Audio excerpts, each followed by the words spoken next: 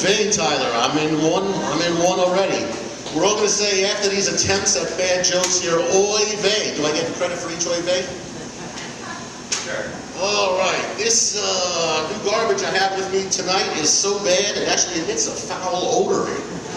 Put in the trunk on the way over. Oy vey. All right, so 60 Minutes yesterday reported that some Americans are turning traitor and are joining ISIS, the Islamic State, over there. And I was thinking it'd be interesting if I was a traitor. I wonder what job performance evaluations would be like in the Islamic State.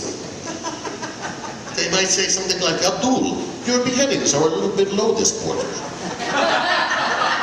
Are you having family problems or job issues? Because we really need to see your numbers come up for the next quarter. If not, we start chopping off some of your body parts. And that, you see, can present a drag on future growth. It's what you might call a vicious cycle. All right, I'll stop being vicious on the audience. All right, so last weekend, former Congressman James Trafficant died from a heart attack. Everyone remember good old James Trafficant? Was this guy wonderful or what? Sorry? Sounds familiar. Oh, we're familiar with James Trafficant, that's right. He was known for being expelled from the House of Representatives in 2002 for racketeering and other colorful amusements. He spent 7 years in jail, 5 of them in solitary confinement for starting a riot while in jail. So he was a leadership. He had leadership qualities all throughout his life. All right, so I'm going to just do a little tribute to James Trafficant with 2 quotes from James Trafficant. First, from 1999 on the floor of the House of Representatives. The congressman said, Mr. Speaker, the Gettysburg Address is 286 words long. Government regulations on the sale of cabbage are 27,000 words. Mr. Speaker, if that is not enough to stuff your cabbage roll, regulations cost taxpayers $400 billion a year. Unbelievable. It's so bad if a dog urinates in a parking lot, the EPA declares it a wetland. See, on the floor of the House of Representatives, it kills. It kills right there.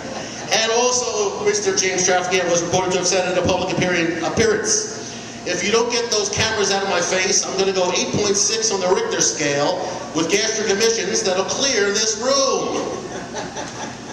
So he was a classy guy, James Trafficant. He was a classy individual. That's right. I kind of take after James Trafficant a little bit myself. So Yankee Captain Derek Jeter just retired. Do we all know the captain? Derek Jeter, beautiful man. You know, after being single for so very many years, the captain says that now he wants to have a family and settle down. Now, I happen to be from New York City, as some of you may know, and the captain actually called me up and asked me for my advice on women. And I was happy to help him. I was happy to help the captain. I said, Captain, you want to do what I do, Derek Jeter? Do what I do. Hang out by the ladies' restroom and pretend to drop your glasses. Well, fill me with joy because I was just glad I could help. I was just glad I could help the captain in his post-retirement life. So the last guy I wanted to introduce tonight was my ex-brother-in-law. He called me the other day. I hadn't heard from my ex-brother-in-law in a very long time. And I just want to mention he's an interesting character. He's a real Vegas man who stayed here after his postgraduate studies. That is to say, after graduating from trade school, he came here and studied the horse racing charts until he ran out of all of his money. After that, he started performing downtown, doing his impersonation of a catfish. That is, he became a low-living garbage eater. These days, he does some part-time jobs and some unspecified activities to make his living and gambling money, while he's able to significantly reduce his expenses by getting his drinks free while he gambles. So he's enterprising. And he has blossomed out of becoming a marginally homeless pile of filth into being a degenerate drinker and gambler. And I mention him tonight because he's another Vegas success story. Thank you. Thank you. He's a Vegas success story.